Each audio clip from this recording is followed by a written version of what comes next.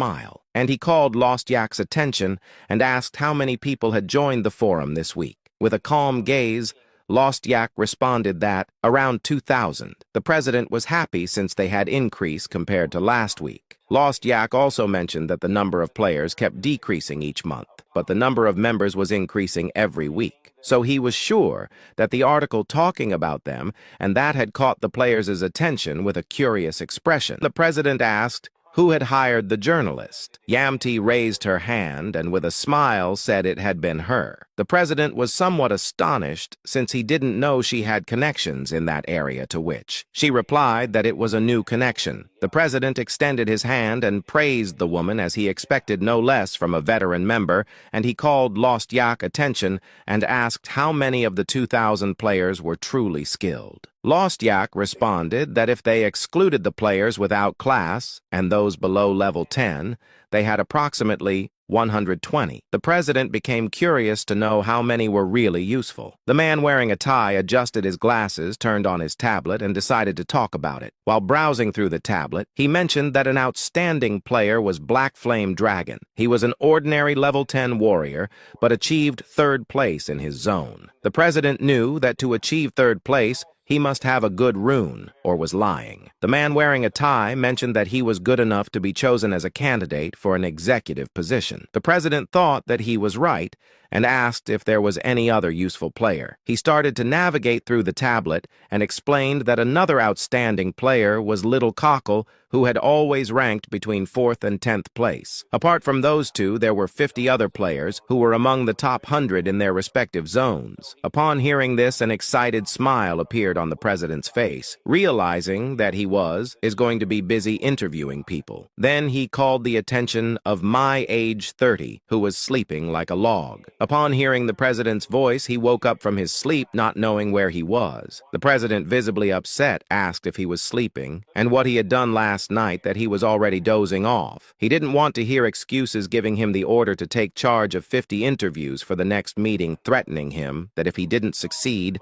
another high-level candidate could take his place. Still half asleep, he promised to fulfill the task. Then the president asked Lost Yak if he had contacted Black Scythe. Lost Yak took out his phone and with a calm voice replied that he would have informed immediately if that had happened. The president sighed for him. It was a shame since he would give him an executive position right away if only he joined. Then he asked Yamti if she could ask that journalist to write more articles, since he believed they were going to need more marketing to try to get Black Scythe to join them. With a smile, she replied that as long as there was money, everything was possible. With a confident expression, the president told her not to worry about the money since he was going to reward her for her hard work. Yamti couldn't help but feel happy and thank the president. Just before they could move on to the next topic, Lost Yak's eyes filled with surprise, and he asked the president to wait because a user had just requested to join the forum. The president's mind filled with curiosity, and he asked who. Lost Yak began to tremble when he revealed that Black Scythe had requested to join the forum. This revelation left everyone in shock. Back in the present, the interviewer greeted Black Scythe with a cheerful smile and asked if it had been difficult to get here. Black Scythe nodded, and upon seeing this, the interviewer started touching his head and with a nervous expression apologized, explaining that this was the best place they knew for privacy. He extended his hand toward the others, indicating that they should sit down. He also noticed that he was very handsome, so he thought he must be popular among women by age. Moved the chair for Black Scythe, and once he sat down, the interviewer mentioned that the two of them were also here for an interview just like him. Fatty couldn't help but grit his teeth and feel furious. Just then, Little Cockle coughed and greeted them. Black Scythe, somewhat annoyed, also introduced himself while his eyes were shining. With a smile, Ryu introduced himself as Little Cockle. Fatty swallowed hard and couldn't help but feel afraid because Black Scythe was the person who had killed him 5 times. He clenched his fist, unable to stop himself from getting angry. He wanted to ask if they had ever met in real life and why Black Scythe was so obsessed with killing him. Not noticing Fatty's expression, the interviewer asked if something was wrong and whether he wasn't going to introduce himself like everyone else. Lowering his head, Fatty introduced himself as Black Flame Dragon. Black Scythe, visibly upset, began staring at him silently. When Fatty saw this, he got even angrier and started sweating like crazy. He couldn't believe that Black Scythe refused to respond to him verbally. Fatty had thought that if he said his username, Black Scythe would recognize him, but now he realized that Black Scythe didn't remember his username, even though he had killed him 5 times. Ryu calmly sipped his milkshake. Unsure if he was coming across as arrogant, he was also pretending, but that guy was a real fraud. Black Scythe's real username was Kir Rubing Bong, a professional scammer who had pulled off all kinds of schemes to fill his pockets. This guy wasn't very important at the moment, but in the future he would obtain a cloning rune and become famous, well, more infamous than famous. And that was because he had used the rune for all kinds of crimes. Ryu's gaze fixed on him. It was a bitter reality where even criminals gained powers from another world. But it was good that Ryu had met him as planned, since he intended to use him to get the cloning rune. Then the interviewer opened his backpack and pulled out a tablet. Now that everyone had introduced themselves, it was time to start. By confirming their personal information, he decided to begin with Little Cockle. With a calm gaze, he said his name was Kim Seong-hyun. He was 19 years old and had just graduated from high school, so he didn't have a job yet. The interviewer began reviewing Ryu's personal information, and with a serious expression asked if he was a level 13 assassin and if he had reached 4th place in his zone's rankings. Ryu nodded in response, and his eyes started to shine because everything was a lie, except for the username Little Cockle was an actual username that existed. In other words, he was impersonating someone else. He had no choice but to do it, since it was necessary to meet the conditions and obtain the cloning rune. In fact, the cloning rune required you to commit a murder at the location where the rune was hidden while pretending to be someone else. Black Scythe was calm in the past, and this bastard had committed murder while impersonating Ryu and obtained the cloning rune. Then with a smile, the interviewer turned to Fatty and said he was next. Fatty introduced himself, saying his name was Shim Hyung. He was 15 years old and a high school student.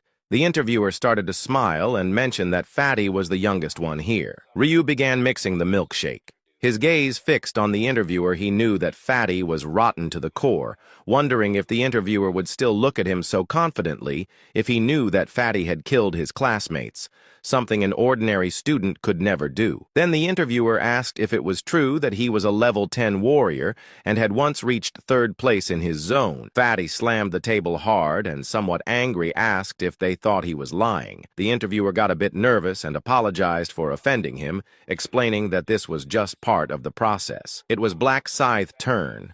With an arrogant expression, he introduced himself as Kim In-hong, 28 years old. A fund manager, he claimed he had never lost 1st place in his zone and was level 30. Confidently, he assumed they already knew his class was a Reaper and asked, "What else do you need to confirm?" The interviewer got a bit nervous and with a forced smile said there were no more questions to ask. Ryu, who was eating a strawberry at the time, started staring intently at Kim In-hong. He knew this bastard was lying. He wasn't a fund manager, but rather a fraud manager. Now he planned to use the username Blackie to borrow money from other players. Then the interviewer placed the tablet on the table, and after confirming their identities, explained that it was time to start the interview. He wanted to know why they wanted to join PCW, starting with Ryu. With a nervous expression, Ryu explained that the world was dangerous nowadays, and he was afraid of going out alone. For this reason, he thought it would be nice to be with other players. Then it was Fatty's turn. He got nervous because he couldn't say that he was there to kill players. He clenched his fists and said he was there for the same reason as Ryu, explaining that he couldn't even go to school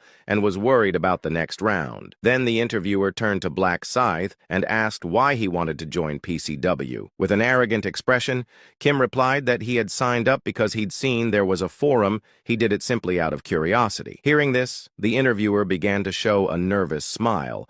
It didn't take long for Ryu to realize that it was essentially a free pass no matter what Black Scythe said. Then the interviewer clasped his hands together and mentioned that everyone had given fairly satisfactory answers, and a wicked smile appeared on his face as he revealed that the final part of the interview was to kill another person, and only by doing this could they pass the last stage of the interview. Ryu, clearly pretending, began to show concern and fear. The interviewer fell for it, and with a serious expression decided to help Ryu understand. He extended his hands and revealed that the government had already started regulating players and turning their backs on them, because they feared them for being more powerful. He clenched his fist confidently, saying that soon they, the players, would dominate the world.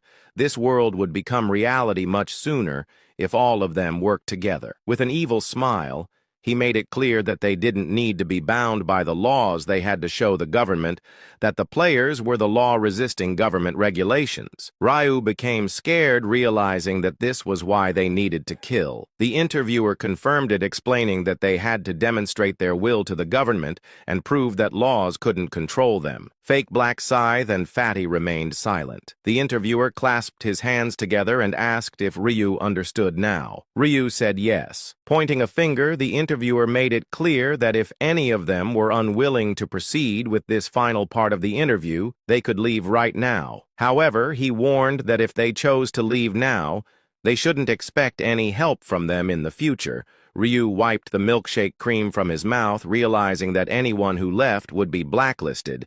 This was meant to pressure them into committing a murder so they wouldn't be able to easily leave the community later. Fake Black Scythe and Fatty remained silently deep in thought. The interviewer began to smile as he saw everyone was ready. He decided it was time to move forward with the final part of the interview. With a confident gaze, Fatty asked what he meant by proceed, making it clear that there was no one here to kill. A wicked smile appeared on the interviewer's face as he revealed that he had already prepared for this. It was raining heavily, and the interviewer told everyone to stand up. Seeing this, the owner of the cafe looked somewhat surprised and mentioned that they could stay longer if they wanted, since they had rented the place after all, with a polite demeanor. The interviewer replied that they were in a hurry and asked where the bathrooms were, pointing to the side. The woman said that the bathrooms were around the corner. The interviewer reached into his pocket and asked if he could ask her for a favor while he was in the bathroom. The woman agreed. He handed her his car keys and asked if she could take his car out of the parking lot for him since he was in a hurry. The woman took the keys and with a kind smile told him not to worry. She grabbed a red umbrella and went out to the parking lot in the rain. She opened the car door and closed her umbrella. Just then, hands started reaching toward her from behind. Before she could realize what was happening, someone grabbed her by the neck and began choking her. She tried to fight back, but it was useless. In the blink of an eye, she lost consciousness. The person behind it was none other than the interviewer, a smile appearing on his face as his plan had worked. Fatty and Ryu were in shock, and Ryu asked what he is doing. Fatty also inquired why he did that. The interviewer put the woman inside the car and asked what they were doing, then ordered them to get in the car. Raindrops were falling from the woman's hand. Fatty seemed a bit annoyed, while Ryu, showing concern, revealed that they had to kill the owner of the cafe. Then the interviewer started driving the car through the rain, until they arrived at a building located far from the city. Everyone got out of the car, and the interviewer, who was carrying the woman's body on his shoulders, mentioned that this was where the final part of the interview would take place. They entered the building, which seemed to be empty, and the interviewer placed the woman's body on the floor and coldly asked who was going to kill her. He turned to Fake Black Scythe with a smile, asked if he wanted to do it with a cold attitude. Fake Black Scythe said yes, but just then someone caught their attention, asking them to wait a moment. It was Ryu. The interviewer turned around curious and asked what he wanted. That's when Ryu asked if he could do it. An excited smile appeared on the interviewer's face. Because this was unexpected, he hadn't anticipated this from Ryu, since he seemed shy. He turned to Fake Black Scythe and asked if Ryu could take his place instead. Black Scythe nodded in agreement, showing that he didn't mind. Then Ryu began walking toward them, creating tension until he passed by Fake Black Scythe. And with an arrogant smile, Kim asked Ryu to do a good job since he was doing him a favor. With a piercing gaze, Ryu thanked him and revealed that he would make good use of the cloning rune. Hearing the word rune, Fake Black Scythe grew curious and turned around with a suspicious expression. But in the blink of an eye, Ryu grabbed his head, and without hesitation for even a seconds snapped his neck. The interviewer's head twisted, and he collapsed lifelessly to the ground. Black Flame Dragon and the interviewer froze in place in shock. Their words failed to come out as intended, and their eyes dart around in confusion. The interviewer cast anxious glances back and forth between the lifeless body of Black Scythe and Ryu. Then he said to Ryu, "What in the world have you done? How could you dare to kill Black Scythe, a legendary figure?" He didn't expect the revered Black Scythe to meet such a simple end. He also said, "Have you lost your mind?" Ryu said with a low, menacing voice, accompanied by a piercing gaze directed at the interviewer. "Ah, you're blabbering nonsense, aren't you?" That interviewer was surprised and said to himself, "What on earth is behind that gaze?" It resembled the intense glare of a ferocious beast, capable of quelling one's spirit. Leaving the flustered manager behind, Ryu Min redirected his gaze to the empty air. Then the system message appeared. "You have committed murder while impersonating another player. The activation conditions have been met. You have discovered a hidden rune in this very place, the Rune of Doppelganger. The acquired rune will be automatically engraved onto the player's body." Receiving the message about obtaining the Rune of Doppelganger, a satisfied smile graced Ryu Min's face. Given the guy's future destiny as a villain, Ryu Min harbored no sympathy whatsoever. Then Ryu gazed at the ground with a calm expression, pretending to be little cockle had been worth it for him. The interviewer, clearly upset, approached Ryu and asked, Little Croc, tell me, why in the world did you kill Black Scythe?" Ryu took out a white mask, put it on, and as his eyes began to glow, he revealed that Kim was a complete idiot who had been stealing his identity. The interviewer felt even more afraid, his mind filled with confusion, because he didn't understand what Ryu meant by this. After putting on the mask, Ryu started walking toward the cafe owner who was unconscious on the floor. The interviewer was upset. He started pointing at the woman's body, and with an angry expression explained that Ryu should have killed this woman instead of Black Scythe. Ryu approached the woman crouched down, and while picking up a trash bag from the ground. He responded that Black Scythe was trash just like the interviewer. Then carefully he placed the trash back over the woman's head. The interviewer clenched his fist, and with a furious gaze demanded to know what Ryu had just said, daring him to repeat it. After putting the trash bag over the cafe owner's head, Ryu stood up without saying a single word. The interviewer's eyes began to shine with hatred as he drew his weapon, causing a powerful golden sword to appear in his hand. Seeing this, Ryu reached out and started summoning his weapon, making a dark energy take shape and transform into it. The interviewer's attention was fixed on it, leaving him somewhat confused and surprised. Rao sheathed his side, turned toward him, and with a piercing gaze repeated once again that the interviewer and Kim were trash. The interviewer swallowed hard, and his eyes widened in fear. He started sweating when he saw that Ryu's main weapon was a scythe. He had never seen a player wield such a large scythe before. Ryu, resting the scythe on his shoulder, silently observed him.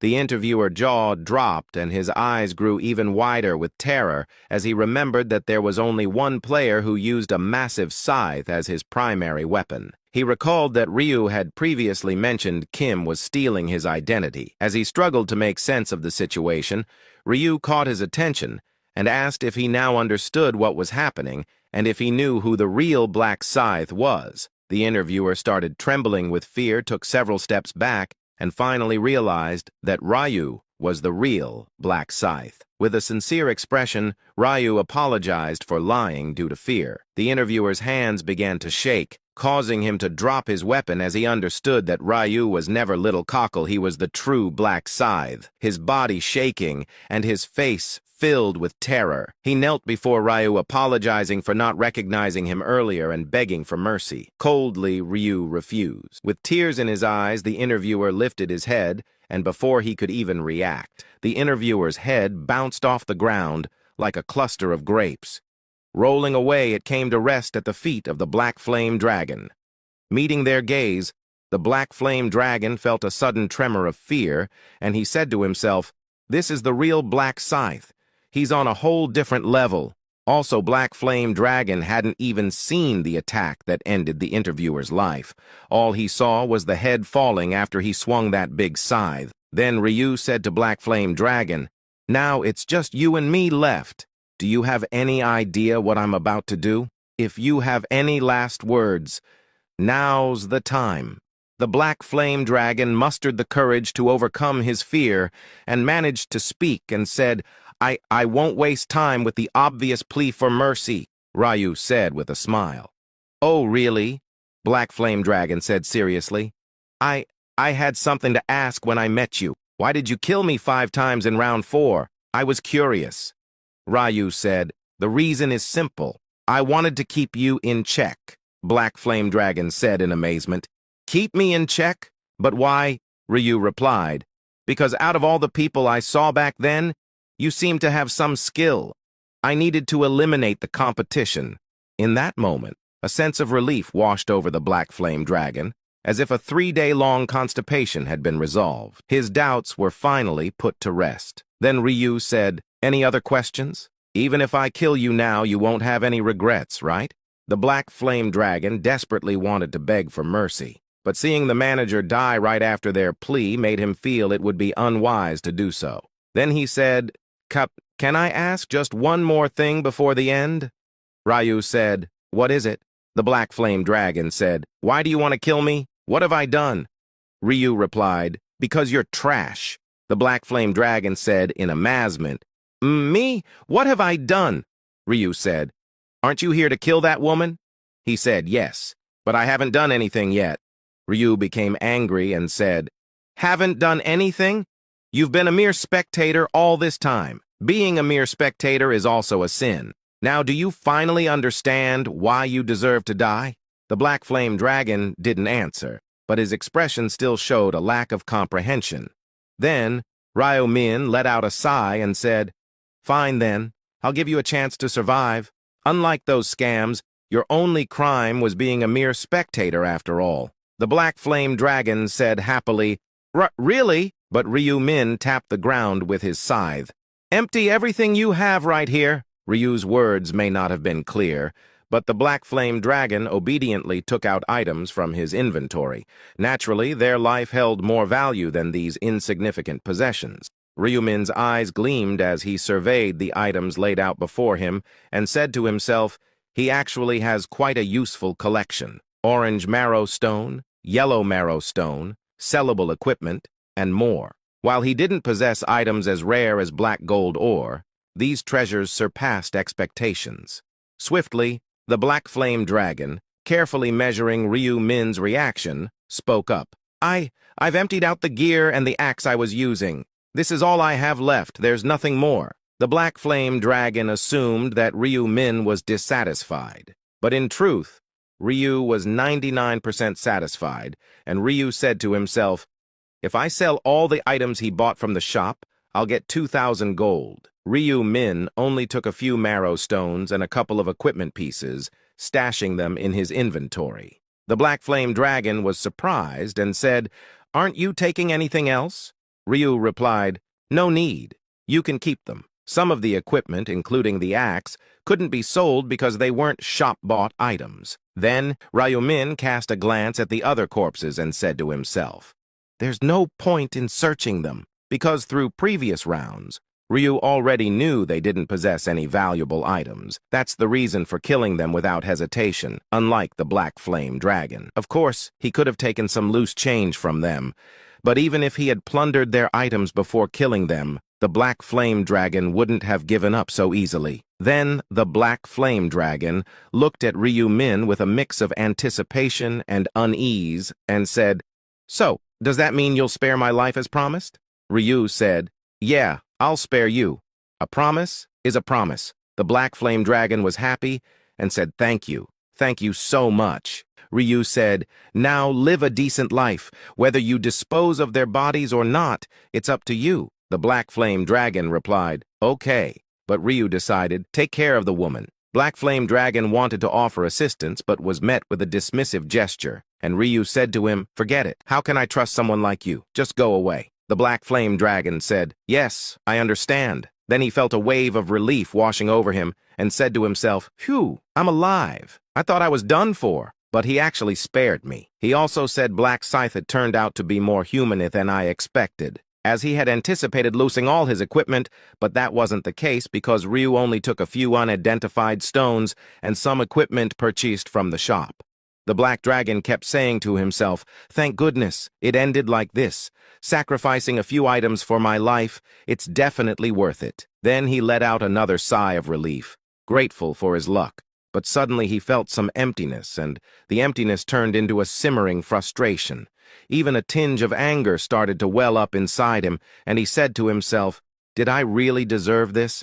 Did I lose all my items just because I watched while they wanted to kill that woman? It felt unfair."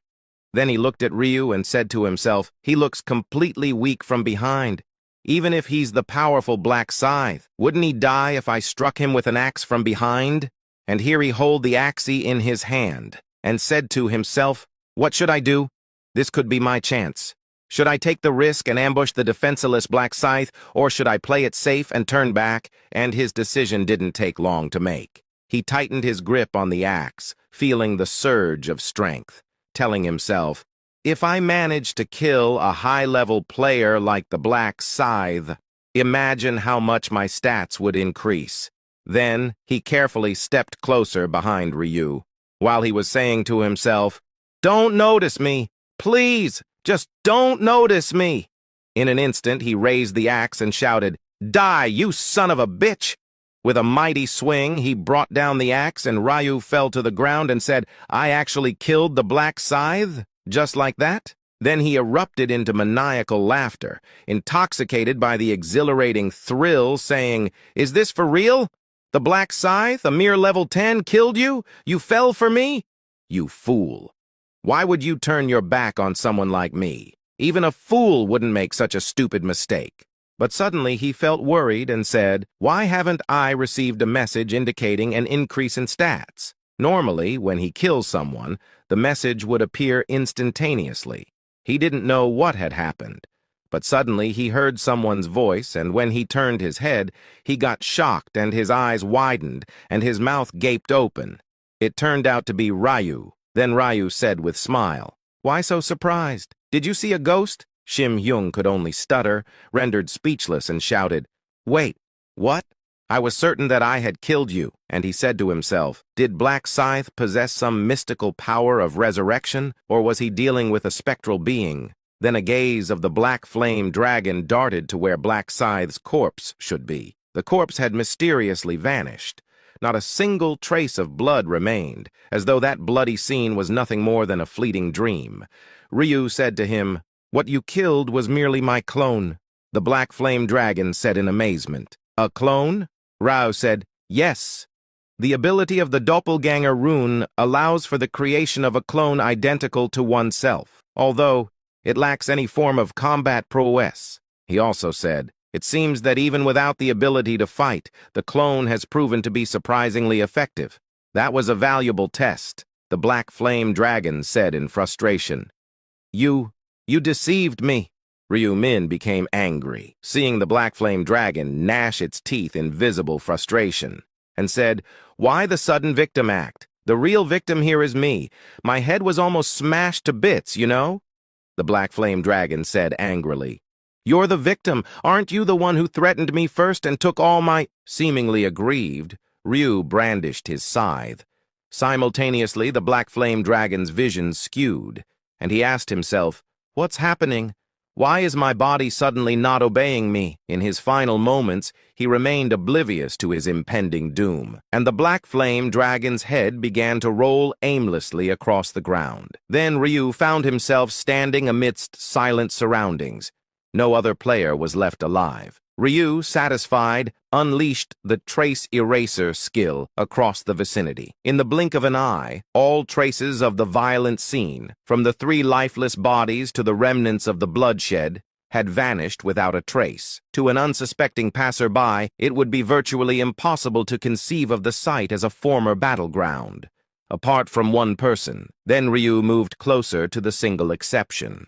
The woman wearing a black bag over her head, the lone survivor, and unintentional witness. And he asked, "Can I have your attention?" The woman didn't respond. She was motionless, resembling a lifeless body.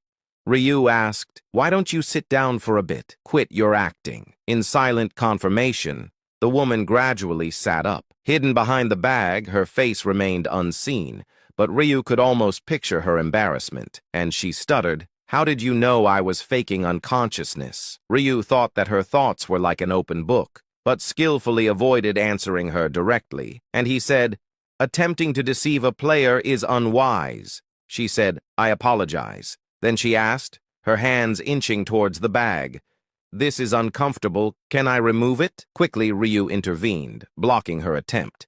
He had his mask on for discretion, yet his clothing might give him away, and he said, "No, keep it on until my departure." She said, "All right." Then Ryu asked, "Do you comprehend the danger you were in?" She nodded, her fear resonating in her reply. "Yes, it was terrifying, to the point where I dared not open my eyes." Ryu said, "After I ask you a few questions, I will be on my way. Can you cooperate with me?" She nodded and said, "Yes." Then Ryu asked her, "Do you know how many customers there were? Their faces? Do you remember each one of them?" She replied, "There were 4, and one of them was in his mid-40s. I remember him distinctly because we had a conversation, but the others I don't remember." Based on the woman's testimony, he examined her inner thoughts. It was the truth that she indeed can't remember the faces of the others. This was what Ryu wanted to confirm, whether she remembered his face or not. Then Ryu said, "I understand. I'll end the questions here." The woman inquired, am I safe now? Everything is over,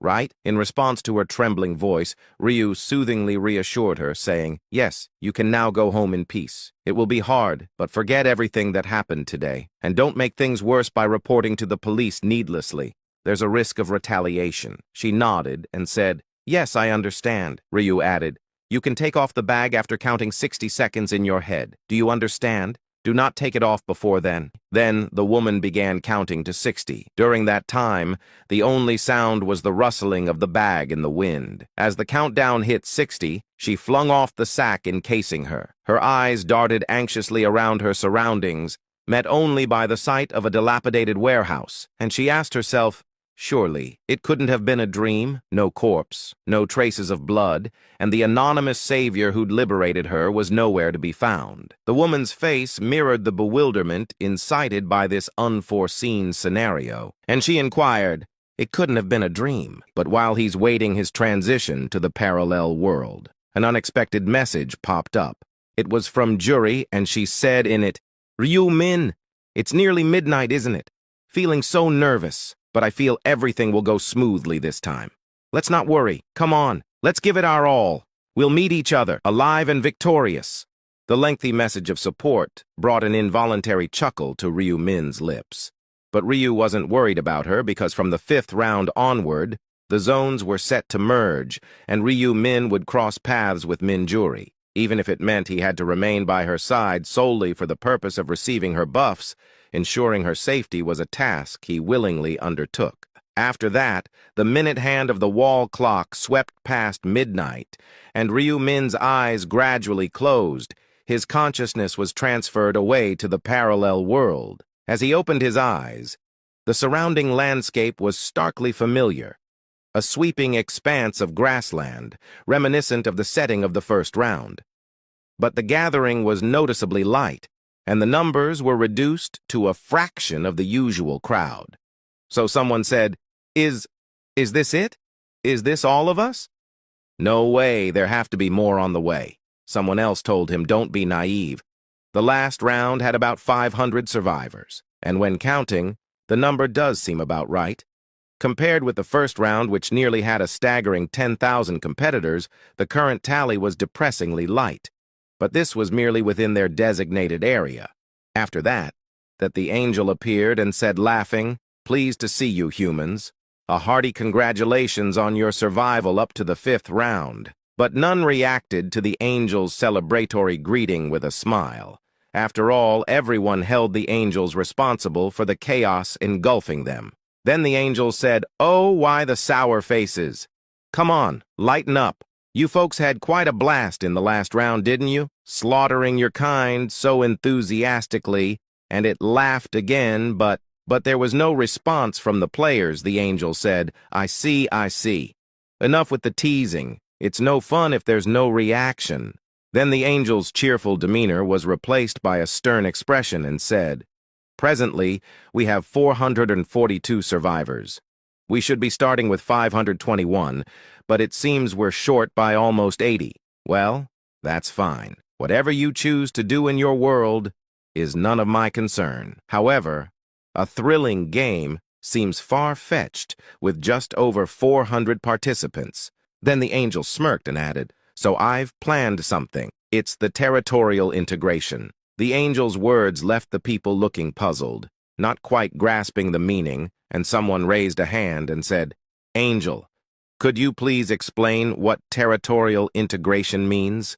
The angel retorted with a hint of impatience. "You should get it once I explain. No need to make it complicated." And it continued saying, "In simple terms, it means merging territories. You might not know, but your country has hundreds of them. To be precise, 875. Everyone was surprised by the number and said, 'We had that many territories in our country?'" The angel chuckled, downplaying it. "Don't be too surprised. It's not a big deal compared to some other countries. China, for instance, has over 26,000 territories." The players quickly accepted the fact, considering China's vast population. But something else surprised them. The number of angels, because if each territory has an angel assigned, that means there are at least tens of thousands of angels. Hearing their murmurs, the angel smiled and said, "Your guess is spot on. We angels are each assigned to one territory. Did it take you this long to figure it out? Silly humans." Though the angel teased, they could only listen. Arguing with such a powerful being was futile. But suddenly someone asked a good question. He said, Angel, you said you were assigned. Are you saying you didn't create this survival game?" For a moment, an embarrassed expression crossed the angel's face, but it vanished quickly.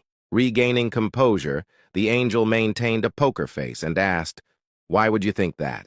The player said, "It's just hard to believe that so many angels decided to work together to create this survival game. There must be someone behind all of you." But suddenly the angel, radiating an intense golden aura, descends from above, its massive wings glowing with celestial energy. The sheer force of its presence distorts the air, sending shock waves through the surroundings. Facing this awe-inspiring entity stands a lone figure, the player who appears both mesmerized and terrified. He does not move, as if paralyzed by the sheer might of the angel before him. The player stands frozen in place, staring at the angel before him. The angel's piercing gaze locks onto the player, and in that moment he realizes that her power is overwhelming, suffocating. She gracefully reaches out, lifting his chin with a delicate yet unyielding touch, forcing him to meet her gaze. Her voice is calm but laced with an unspoken warning as she utters chilling words. "Don't ask unnecessary questions. It might get you killed." The words reverberate in the air, carrying an undeniable weight. A surge of fear courses through the player, his body tense, his heartbeat erratic. The player said, I apologize." Faced with the stern words, everyone could only bow their heads. Except for Ryu Min, of course. Ryu Min noticed that the angel was trying to divert the conversation, likely due to a policy of keeping information hidden. It seemed improbable that a mere angel had crafted this massive survival game, especially considering the self-centered and competitive nature of angels. Then the angel grumbled and said, "Enough with the pestering questions. You pests should focus on surviving. And now, no more wasting time. Let's proceed with the territory integration as promised. Just so you know, it's only because there aren't many of you. Don't make wild guesses." With the snap of a finger, the ground began to shake. The players were shocked and said, "What's happening? An earthquake?" But suddenly around 500 unfamiliar figures materialized. They were players from other territories. Then everyone stood still, eyeing one another with caution, and they asked themselves, "Is it over? And who are these people?" Then a new angel appeared and said, "Well, the territory integration is complete." "Huh? Why the strange looks? You're all humans, so at least say hello. How long do you plan to stand there like statues?" And it was not only one angel, but it was there, a group of angels, gathered together. Then one of the angels said, "Olive, How many people are in your territory? Olive is the angel from the same territory as Ryu Min, and Olive said, 442 player. The previous angel said, similar to ours, huh? And it continued saying, by the way, who's going to explain things to the humans here about the game and all? Olive raised her hand and offered to take charge and said, I'll do it. But another angel said, wait a second. Are you trying to impress the angel leader? Olive felt nervous for a moment and said, me? Why would I? If anyone wants to do it, I don't mind. Another angel intervened and said, guys, let's not fight. Anyone can do it. But let Olive do it this time because her voice is beautiful after that. Olive fluttered her wings and flew to the center of the place and said, hello, everyone. Your assigned angels have already informed you, right?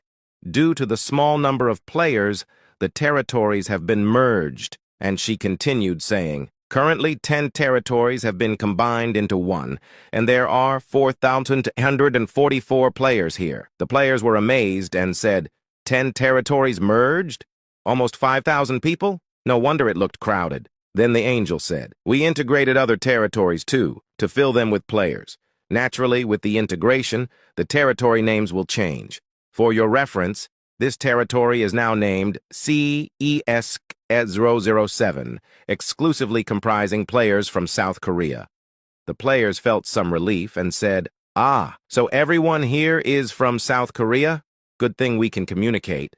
At this moment, the players expected that perhaps later they might meet with players from other countries, and this prediction was correct, because the territory integration was not a one-time event. As the number of players dwindled to 500 or less, the angles will continue to merge territories. Eventually, they would inevitably cross paths with players from other countries, just as someone had predicted. It'll happen when there are fewer than 500 players from South Korea. Ryu Min knew exactly when that moment would arrive. It will be by round 11. The fourth territory integration will take place, and we'll find ourselves competing with players from other countries. But Ryu Min's knowledge didn't end there. He was also aware that the Angels had a surprise side game planned for this round. And he was right, because after one moment the Angel said, before we unveil the main quest, let's celebrate the territory integration with a simple side game. And the angel continued saying, each territory used to have its representative, right? But now that they're integrated, what should we do? Well, it's only natural to select a new representative for the unified territory. The players were amazed and said, a new territory representative? Then the angel said, the rules are simple. The 10 existing territory representatives will step forward and fight each other until only one remains standing. That survivor will be promoted as the representative for this newly integrated territory. In other words, it was a death match where they fought until only one person was left standing. Then one player said, so in order to become the representative of the integrated territory, we have to eliminate each other? At this moment, the players expressed shock, but there was no sense of worry. In fact, they seemed rather entertained by someone else's predicament. And one player said, this should be fun, right? I wonder who will become the representative. But at this time, all 9 territory representatives were worried. But Ryu Min maintained a poker face. He was actually secretly happy with the knowledge of just how prestigious the position of the unified territory representative was. But the angel reassured them, saying, territory representatives, my. There's no need to make such worried faces. It's called a death match, but rest assured, no one will actually die. Once the game is over, all deceased representatives will be resurrected. The mention of resurrection didn't elicit any visible change in the expressions of the territory representatives. After all, the game seemed to offer no immediate advantages, making it an unappealing prospect. However, the angels had more to reveal. Seeing their expressions, the angel said, judging by your expressions, it seems you're not too keen on the idea of becoming the unified territory representative. But do you truly believe there are no benefits at all? One of the players asked eagerly. Are there specific benefits exclusive to the unified territory representative? The angel answered. Absolutely. The representative gains the power of domination instead of mere command authority. And it means having the authority to control players with lower levels than yourself. Irrespective of their job class, you can freely manipulate the players within your territory, much like an upgraded version of command authority. The territory representatives looked surprised and intrigued, as many of the players had already completed the changing of their job classes, effectively making the command authority useless. But now those limitations were lifted, and they were presented with a practically omnipotent power, free from any drawbacks.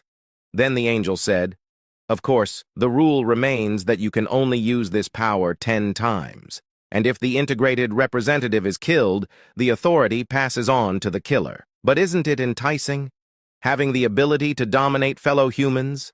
Though they didn't voice their response, the fire in the representative's eyes conveyed their resolve. They were determined to fight with all their might to become the integrated representative. Ryu Min shared the same sentiment and said to himself, "Until now, being a territory representative held little merit, but starting from this round, it's different.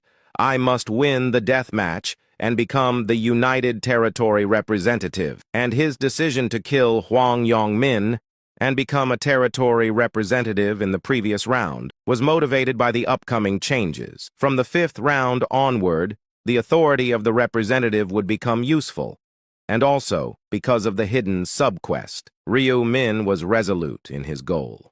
With level and experience enough to win, even in a 9-to-1 battle, he felt more than ready to take on this challenge. But there was one thing that Ryu Min, a regressor who relived this round multiple times, was unaware of, because behind the scenes, the Angels had placed a bet on the integrated territory representative position, adding an unexpected twist to the unfolding event. And before starting the extra game, the Angels huddled together, engaging in a lively discussion. They said, not only does this new zone need a new representative, but it also needs a new angel to guide players. Then one angel said, now that the areas are integrated, we should appoint a guide. Another angel said, yeah, we can't afford to fight over it like we did before. But none of the angels seemed eager to step up as guides. Whether human or celestial, nobody was keen on taking up unnecessary responsibilities. Then one angel called Elu looked around expectantly and said, is there any brave one willing to volunteer? But the silence was deafening. Not a single hand rose in response. At this moment, another angel called Priscilla couldn't resist throwing a teasing remark. Anyone who's easy to volunteering must be a misfit, right? Olive's eyes shot open in disbelief, and she became very angry and said, you're talking about me just now? Priscilla retorted, trying to downplay her earlier mockery. What? Your name didn't even cross my mind. But Olive said, you were making fun of me when I offered help earlier. Priscilla laughed and said, is that how it sounded? Pfft, you're not completely clueless after all. Another angel said, hey, enough of this bickering. The humans are watching us, and if we keep this up, even the Angel Master will notice. At the mention of the Angel Master, the two angels immediately fell silent, choosing not to argue further. Then Priscilla, who had been keeping quiet until then, suddenly spoke up with an intriguing suggestion. How about this? Instead of relying on a random game based on luck, why don't we use this extra round to decide? The district representatives are going to fight, right? The area angel in charge of the first person who dies will be appointed the guide as a penalty. All angels said, that's a good idea. But suddenly Olive raised her hand to object and said, rather than that, how about doing this? Not the first human to die, but the angel in charge of the last human standing wins. To spice things up, the winning angel gets to take on the role of a king. The others echoed in curiosity. A king? Olive explained. Exactly. The other angels must obey the king's commands. For example, if the king selects someone as the guide, they must be followed without question. It will be the king's order. The idea sparked excitement among the angels, and one angel exclaimed, oh, this sounds even more fun. Then all angel praised, all except Priscilla, who couldn't help feeling a bit miffed. But her irritation was short-lived as she couldn't resist a playful smile. Hey, proposing that the winning side becomes the king. You must be pretty confident, Olive replied with a hint of cheekiness. Yes, I am. Priscilla said with an expression of challenge. "You're taking our area representatives a bit lightly, aren't you? They won't be pushovers." Mine maintained his top rankings across all rounds. Olive couldn't help but smirk internally, finding Priscilla's confidence amusing, and said, "Oh, really? You think you're all high and mighty? Don't be so quick to laugh it off. If you knew who my area representative is, you'd be astonished." At this time, Priscilla didn't know that Olive's area representative was an unstoppable force, dominating all the areas. Then Olive questioned, trying to hide her amusement. "So, are you up for it or not?" Priscilla replied confidently. "Well, I see no reason not to," and the rest of the angels also agreed. Then Olive flew back to where the players were. Her wings caught everyone's attention, and she called for the beginning of the extra game to choose the unified representative. And she said, "All right, everyone, gather under my command, all area representatives," and with a signal, the ground shook, and a circular hill-like arena emerged. Olive continued, saying, "From now on, we'll have a death match where you kill or be killed until only one remains. I must warn you, though, if you die outside the arena, there will be no resurrection for you, so stay within the bounds. Let the game begin." Despite the tense atmosphere, none of the participants moved. They waited, eyeing each other cautiously, assessing the competition. Engaging with an area representative was no small feat, and they wanted to see who would take the first step. And in the midst of this, Priscilla's representative, also known as Psycho Chopper, couldn't help but wear a confident smile. He had maintained his position as the top-ranked player in his area without fail. Then he said to himself with confidence, "I'm unbeatable when it comes to dismantling things, be it humans, animals, or monsters." His confidence stemmed from the dismantling rune, a cunning yet powerful rune she possessed. As in, the moment he pierced his opponent's body with his blade, he can flawlessly dismantle them. There's no other deceitful rune like this. He had already demonstrated its potency by killing 312 players in the 4th round, even proving its effectiveness in PK. At this time, everyone seemed cautious, reluctant to make the first move. They were eyeing each other, aware that acting rashly might make them the primary target. Then the impatient angels shouted from above, their voices akin to excited gamblers watching a dogfight. "Why are they just staring at each other? Why aren't you fighting? Come on, humans, fight already!" Then Psycho Chopper strode towards the center of the arena. With confidence, his mind set on securing a strong first impression to instill fear in his adversaries. And he said to himself, "To make them fear me, I'll unleash the full extent of my ruthlessness, leaving a lasting impression." He also said, "Whoever challenges me first will just be unlucky." And finally, a challenger emerged from the shadows. He declared, eyeing the player wielding a massive scythe, and said loudly, "Ah, there you are, my first sacrifice." As the distance closed, Psycho Chopper couldn't help but be astonished by the player's massive scythe. Then he became surprised and said to himself, "I've seen spears and swords, but a scythe, that's a rarity." And he mused in amazement. Scythe. Huh. I've come across usernames with scythe before, but encountering someone who wields an actual scythe is a first. Then Psycho Chopper's gaze instinctively shifted upward to check the player's nickname. The moment he read it, his heart stopped beating in shock, and he said in amazement, "A Black Scythe? Your nickname is Black Scythe? It's a familiar nickname because when the results are announced, it's the name that always ranked first in all districts." Then Psycho Chopper said to himself, "Could it be the same name? Oh no, nicknames can't be used by two people." And he continued saying, "So then, is that person really the Black Scythe that ranked first in the rankings, the level 30 player?" And he stood there without moving in a feeling of fear and dread. He did not know what to do in front of this monster. After that, one angel said, "Why is that human acting like that? Just moments ago, he seemed full of vigor, and now he's making such a stupid face." And the observing angels shook their heads, perplexed by the sudden change in the player, Psycho Chopper, who seemed dazed and lost. His expression appeared vacant, as if something was not quite right. Then one angel said, "Priscilla, isn't that your area's representative?" Priscilla wasn't in the mood to respond, clenching her teeth in frustration, and said to herself, "What on earth is that human doing? We've come this close, and he's just standing there." But suddenly laughter, irritating and mocking, echoed from the side. Then Priscilla shot a stern glare at the source of the annoying laughter, and it was Olive. Priscilla asked, and her voice tinged with frustration.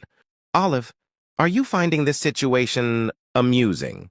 Olive replied, trying to suppress a giggle. "Sorry, but I can't help but find it funny," Priscilla inquired, perplexed by Olive's reaction. "What's so amusing?" Olive remarked with a mischievous glint in her eyes.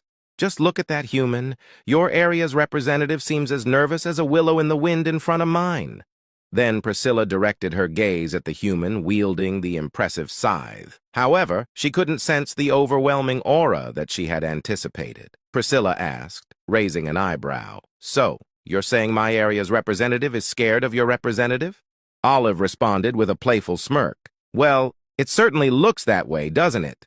Priscilla said, defending her area's representative. "Don't be ridiculous, Olive. Do you think being the top-ranked in my area is a joke? My representative has never missed the top spot since round 1. Olive challenged with a hint of skepticism and said, "In your area, is just being the top-ranked in his area even a big deal?" Priscilla seemed puzzled and said, "I don't get you anymore?" "What do you mean?" Olive said with pride. "My representative has never missed the top spot in the whole region." Priscilla said skeptically and surprised, "In the whole region? Where did you come out with such a lie?" Olive pointed out, raising an eyebrow, saying, "Do you still not get it? For those angels who bother to check the rankings, isn't his nickname enough of a clue?" As Olive's words sank in, the other angels finally paid close attention to the human's nickname. Then one of the angels exclaimed, "What? Black Scythe? I've seen him. He's always at the top of the results screen." Even though angels didn't typically concern themselves with human rankings, they knew who held the coveted top spot. At this moment, Priscilla felt a tremor of uncertainty and said to herself, "Black Scythe is Olive's area representative," and her confidence faltered, because if that human was indeed the feared Black Scythe, then her representative wouldn't stand a chance. But suddenly everything changed in a flash. Psycho Chopper's head dropped to the ground, severed by the Black Scythe's swift strike. Then the angels turned to Priscilla, silently acknowledging her elimination, and one of them said, "Well, Priscilla is eliminated." At this moment, the shock left Priscilla speechless. She couldn't even muster anger at this unexpected and inevitable defeat. Then one player said, "Wait, isn't that Black Scythe? Why on earth is Black Scythe here?" The representatives, just realizing the identity of their opponent, couldn't help but shiver with fear. Though they had never encountered Black Scythe face to face, they knew 3 undeniable facts about this formidable player. Firstly, Black Scythe was renowned for never losing the top spot in any previous area. Secondly, they were a seasoned high-level player sitting confidently at level 30. And lastly, they don't stand a chance against him, no matter how hard they try. And the level difference was staggering, and it crushed their fighting spirit. Especially after witnessing Black Scythe's swift takedown of Psycho Chopper, their fear grew exponentially. They hadn't even glimpsed how it was executed. Then one player said, I wouldn't stand a chance. I won't be able to react just like that person right now. I'd be toast, and how could I possibly defeat someone at level 30 when I'm only at level 13? With just reading the nickname, the representatives had already lost their will to fight. Then Ryu Min started to step by step towards the other players, and they were all terrified of him. And one player said to Ryu, "Oh, hello, Black Scythe Nim. It's an honor to meet you." Ha ha ha. Can you believe it? Sharing the same area as the renowned Black Scythe Nim, it's enough to bring tears of joy to my eyes. Despite the flattery, Ryu Min's intense crimson gaze remained unwavering. He didn't even break his stride. Then the player said, Hold on a moment. Let's talk this out, shall we?" So Ryu put away the weapon again, and he decided to wait and see what he wanted. After that, the player said to angels, "Hey, angelic beings, I have no intention of fighting Black Scythe. I surrender. I surrender." Then in a flurry, all 8 representatives waved their hands, indicating their decision to surrender. The angels couldn't help but touch their foreheads in frustration, and one angel said, "What disgraceful behavior is this? Surrendering? Did they just surrender? They're ruining our carefully crafted game." The angels were fuming, feeling their patience wearing thin with the seemingly cowardly bunch they had sent into the arena, and said, "Warning, any human who surrenders will have their head blown off, and it's best not to count on resurrection once your head's been blown off by us." Faced with the angels' menacing threat, the representatives turned pale, collectively realizing the gravity of their decision, and the fear of losing the chance to resurrect was more chilling than the prospect of their heads being blown off. Reluctantly, the representatives drew their weapons once more. They weighed their options and concluded that dying at the hands of Black Scythe was a better fate than remaining dead, unable to come back to life, courtesy of the angels. Cornered and with no other escape, they had no choice but to face this perilous situation. And one of them said, "There are 8 of us. Maybe we stand a chance." Then they cautiously encircled Black Scythe, narrowing the distance step by step. Observing this, Ryu Min couldn't help but smirk and said, "Are the angels scarier than me?" Ryu Min was unafraid of the angels. To him, angels were no more than frail beings, hardly different from humans. And if others knew their true nature, they wouldn't find them as fearsome. Then Ryu said to himself, "Of course, I can't overlook their execution ability, as the angels' lethal power allowed them to obliterate a player's heads with a single glance, and Ryu Min was not exempt from this deadly threat. And if an angel decided to act on it, his journey would come to an abrupt end. But he was sure that they won't kill the top-ranked player in the entire area, as tearing up the ticket to success in a game designed to toy with humans would undoubtedly enrage the creators.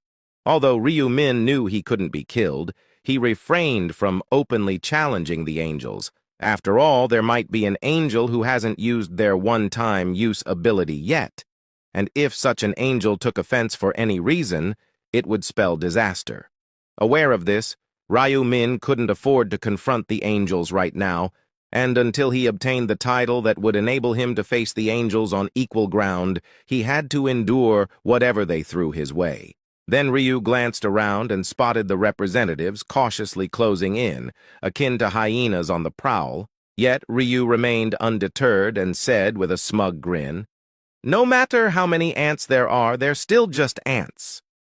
The representatives became very angry, and one of them said, "Is this brat mocking us?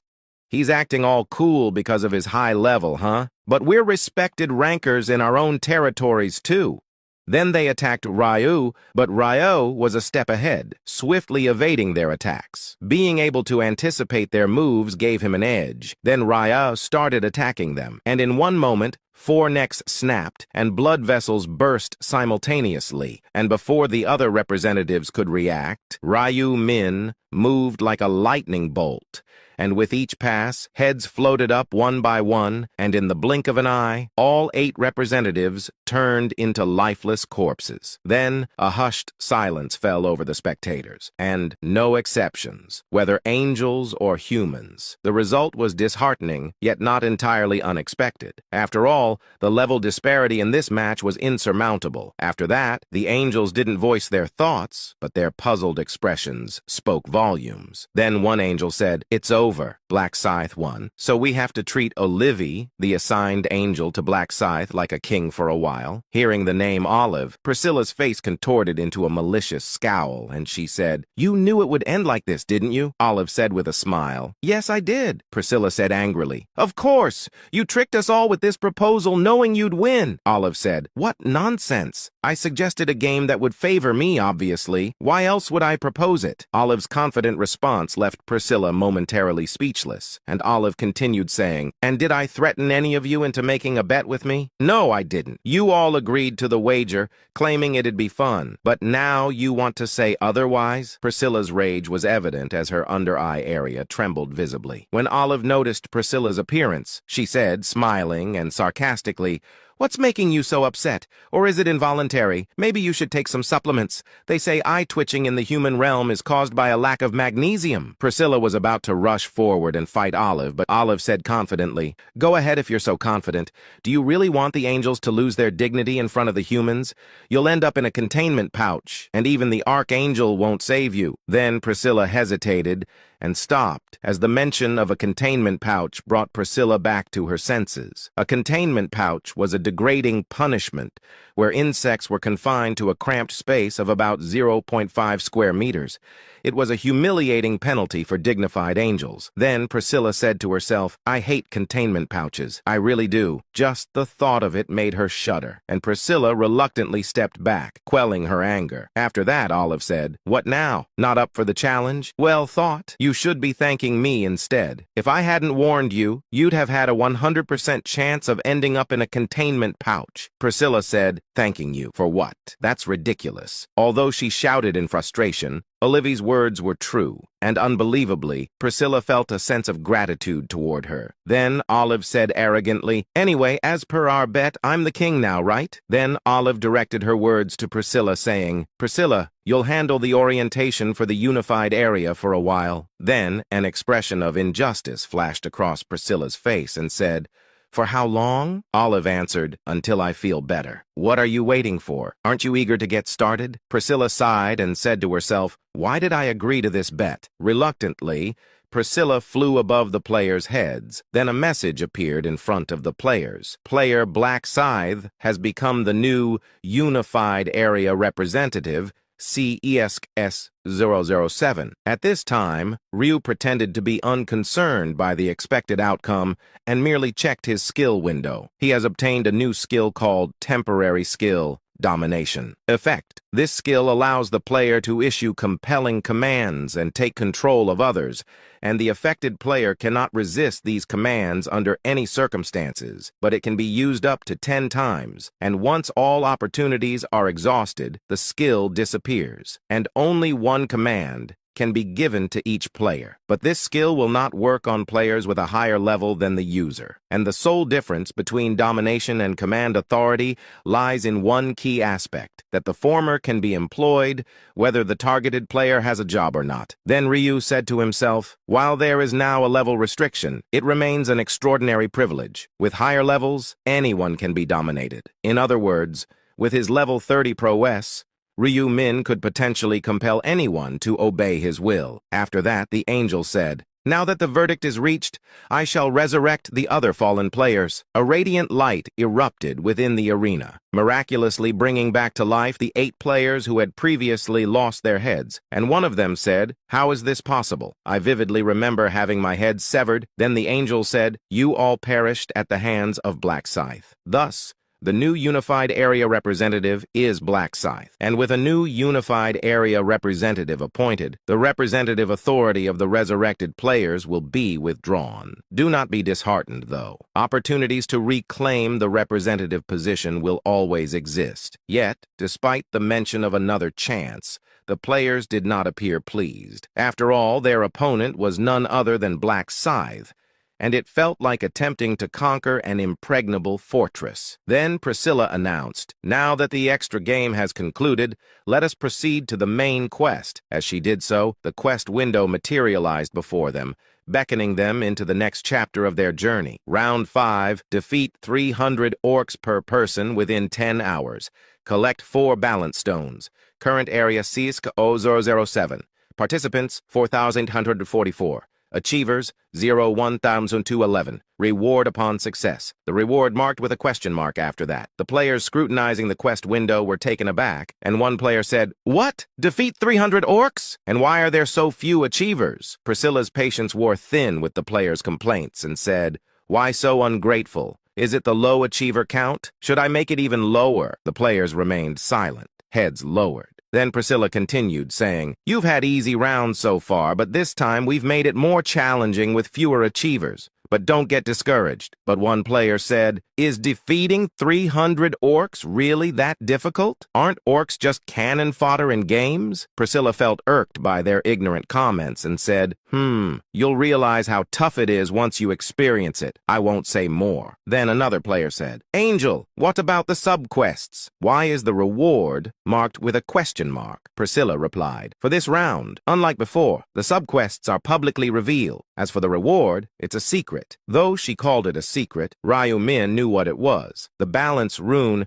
is the reward for completing the subquest. Ryu was determined to claim one of the 18 essential runes listed for the subquest's reward this time, and he said to himself, the balance rune must be obtained in this round by completing the subquest. Then, Ryu said to himself, bagging 300 orcs, no doubt, was simpler than amassing 4 balance stones, and getting my hands on those balance stones won't easy. But Ryu breathed a sigh of relief because he knew that even if the players completed the mission, the number of people who could meet the balance rune's conditions would be limited. Probably only Ryu Min, who prepared beforehand and adjusted his stats, could truly gain benefits from the rune of balance. And in the midst of strategizing, Priscilla resumed her explanation. This round's subquest revolves around collecting balance stones. You snatch up 4, and you will instantly get a reward marked with a question mark. However, only one lucky human gets to bask in the glory. One of the players said in amazement, "Just one?" Priscilla said,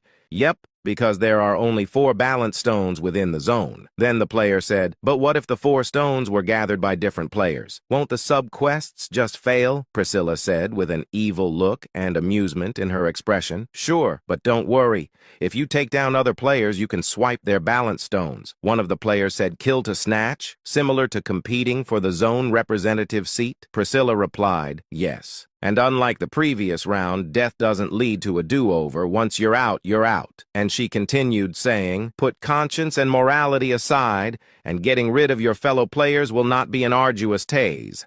And didn't we practice this over and over again during the 4th round?" After hearing that, some players' eyes sparkled with determination, and the look that said they'd eliminate others without a second thought, all for the sake of the subquest. Then Priscilla said, "Of course subquests had their appeal, but they can't quite steal the spotlight from main quests, right? If you failed to take down 300 orcs within a 10-hour time frame, there was no escape. You'd be out, no exceptions. And if you missed the leaderboard due to the timing, the consequence remained the same." Players nodded in agreement. Bagging 300 orcs wasn't an insurmountable challenge.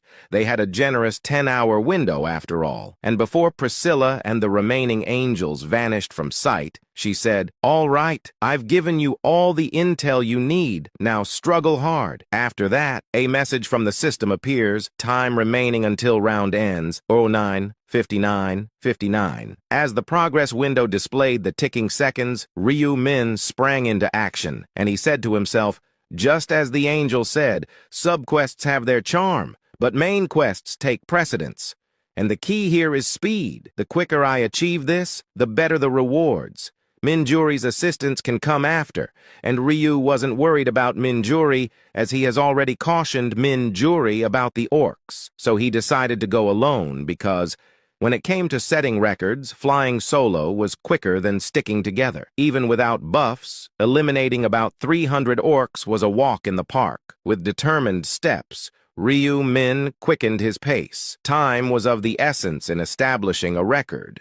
As Ryu passed by the players without harming anyone, players collectively released held breaths. Then one player said, "Phew, he was just passing by. Thank goodness." Another player said, "Caught me off guard with that sudden approach." My heart skipped a beat. But where's Black Scythe heading so purposefully? At this moment, one player said excitedly, "Yeah, what's the deal? Should we tag along?" Hearing this daring suggestion, listeners leaped to their feet and they said, "Are you crazy? Chasing after Black Scythe? Want to be under his dominion? And he would probably enslave you for life." Given Black Scythe's swift and ruthless beheadings, everyone was very afraid and wary at the mere idea of approaching Ryu. Then one of the players gathered his courage and said, "But is it better to just stay idle like this? Anything Black Scythe chases after is very important. He always knows what to do. That's why he consistently secures the first place." One of the players responded in fear. "But what if we get caught following him?" The player said, "Then we track him from a safe distance, but if you're not up for it, maybe you all should stay here. I'm going even if I'm alone." After a few moments of hesitation and discussion, the players gathered their courage and decided to go and follow Ryu.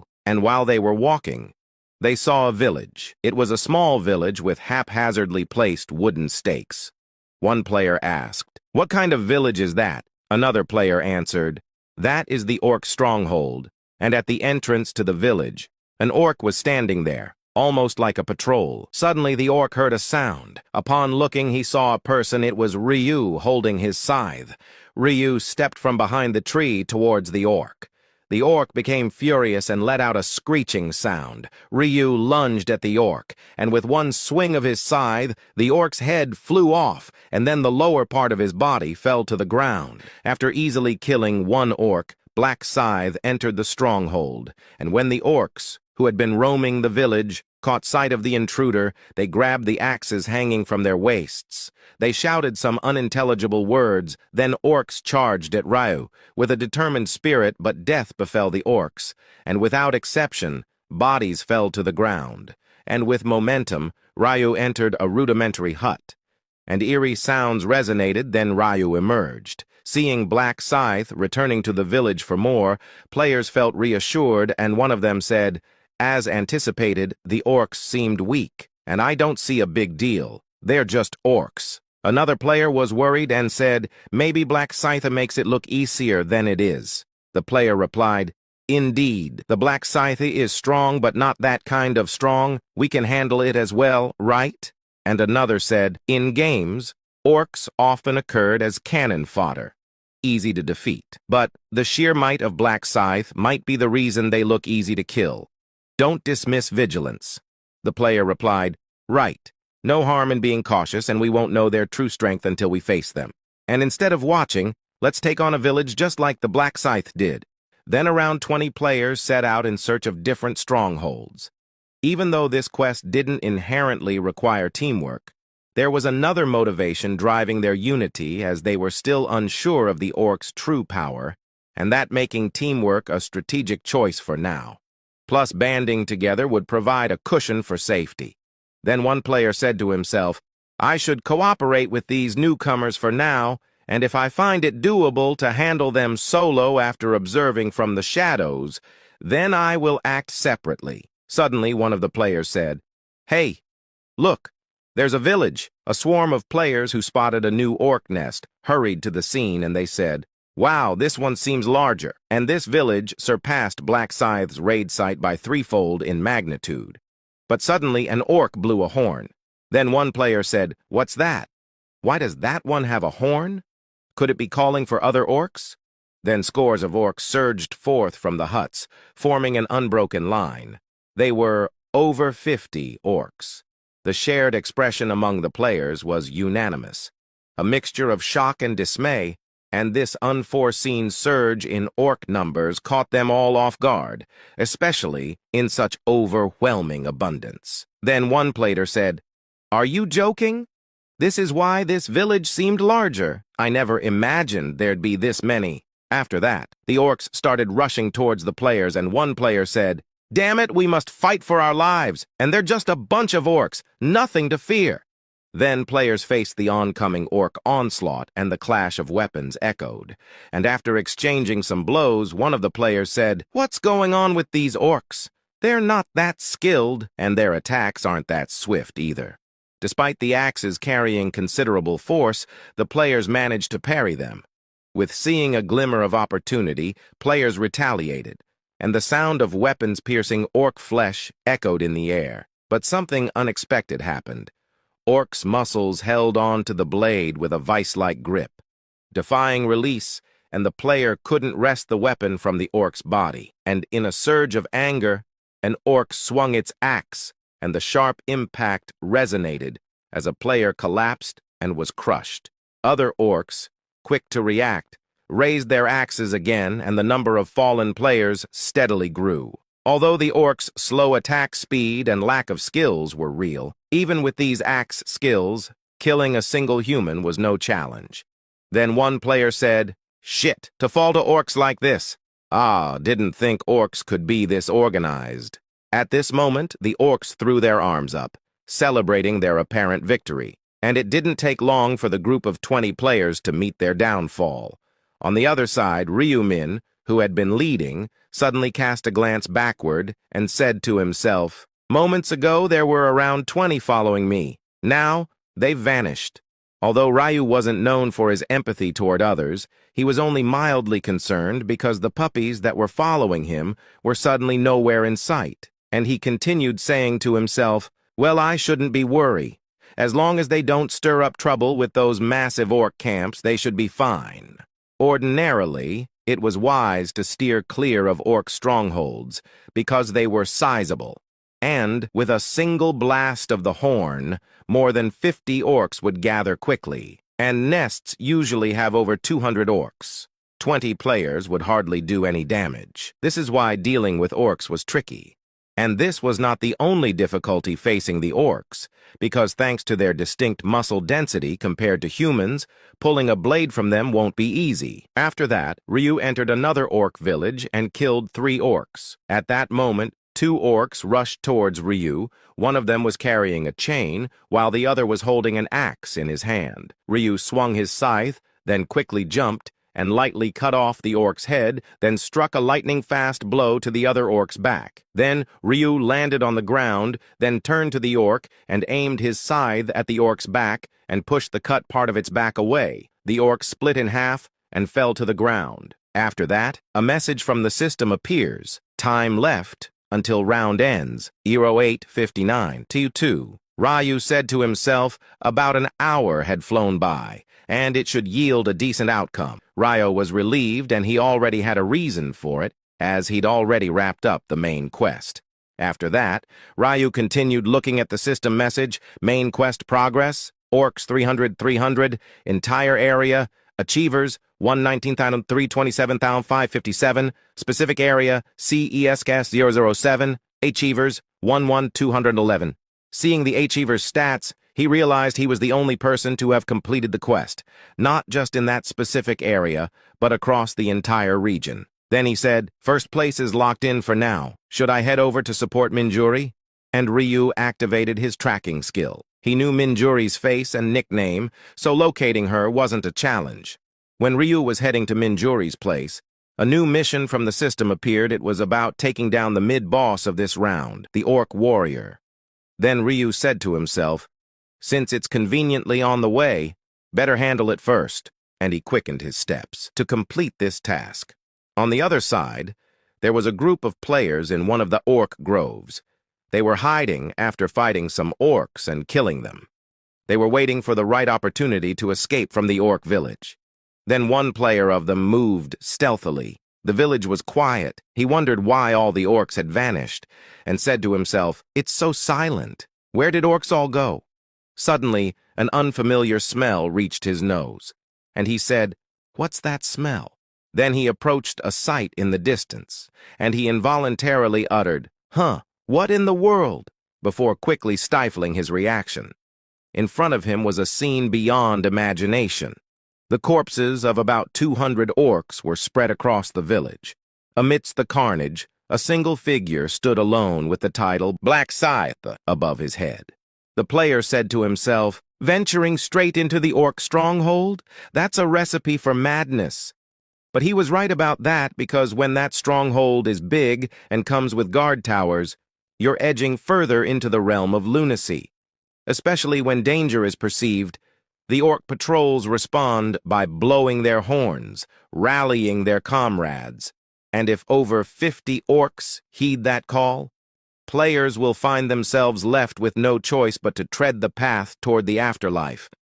But this applies mainly to regular players, as Ryu Min had a different perspective, because he thinks there is no need to tediously troll through each house for orcs, as blowing that horn turned out to be quite beneficial for him, as they will gather in one place and come to him, and at that time, about 200 carcasses lay strewn across the ground. No matter how fiercely the orcs charged, they couldn't breach the level 30 barrier. Then Ryu said to himself, "Handling orcs easily starts around level 20. Beyond level 30, these creatures aren't much different from goblins, for me at least. In essence, it meant that the challenge was formidable for players currently hovering around level 10. Hence, Round 5 poses a considerable challenge. Monsters' levels are high and quantity poses another hurdle." Then Ryu Min's gaze caught onto a certain individual, and he said to himself, "Is this the guy who was being attacked by the orcs inside?" Drawing closer, Ryu couldn't help but feel astonished, and said to himself, "Jo Yong-ho, could this guy be the renowned mercenary king?" Then Ryu said to himself, "The man standing before me is Jo Yong-ho, the sole bearer of the unique mercenary king job, and encountering a mercenary king in a setting like this was beyond imagination." And while Ryu was hiding his surprise, he looked at Jo Young.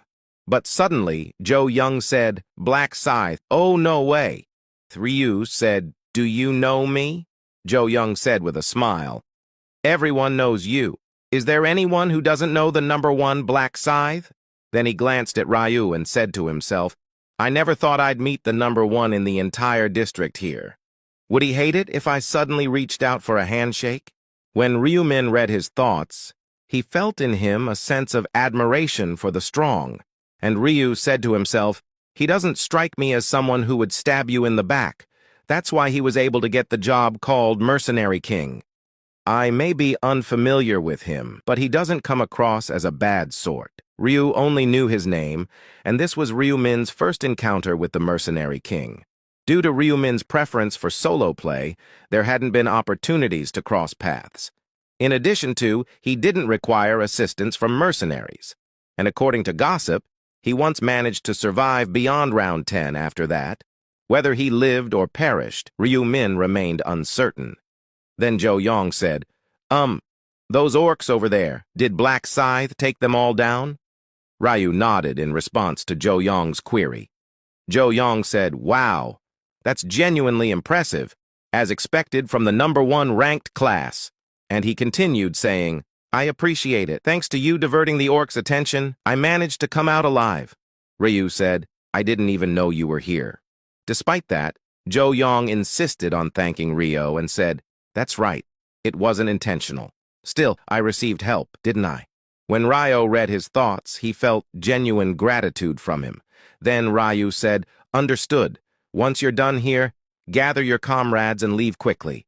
Don't worry, I've taken care of all the orcs." Jo Young said in amazement. "Is that so? But how did you know that I have comrades?" Ryu-min pointed to Jo Young's back.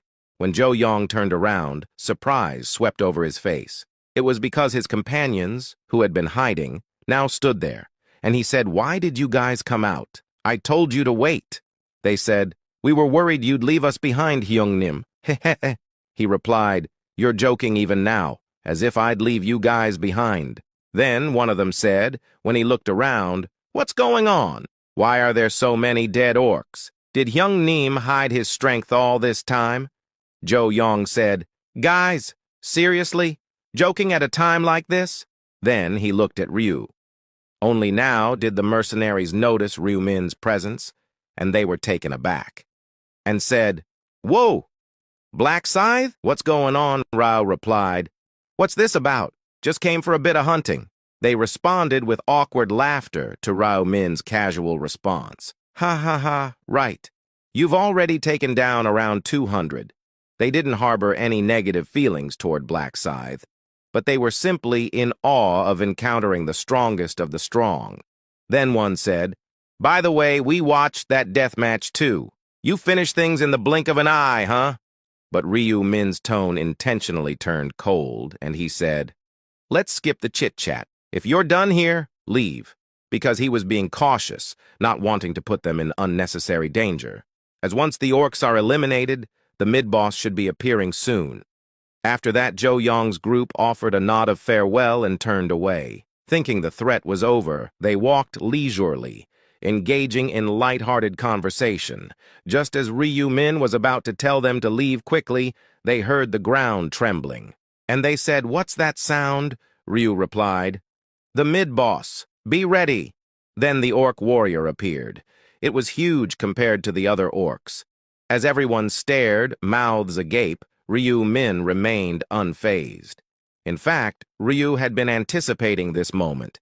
After all, he needed to defeat it to obtain the Balance Stone, a sub-quest item. But it's not just this one.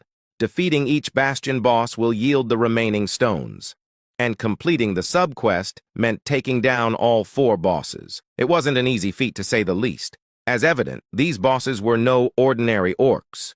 That's why Ryu has been somewhat at ease. Even with numerous players, defeating the bosses requires more strength than numbers. And the reason Ryu Min died 4 times in the 5th round was tied to this. Then Ryu said to himself, of course it wasn't pointless.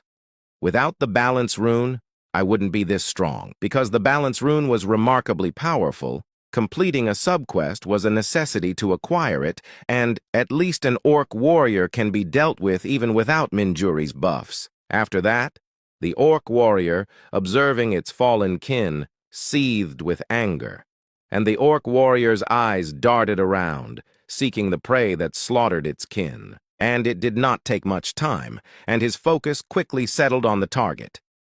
The orc warrior's primary target was Zhou Yong. Then the orc warrior charged ahead.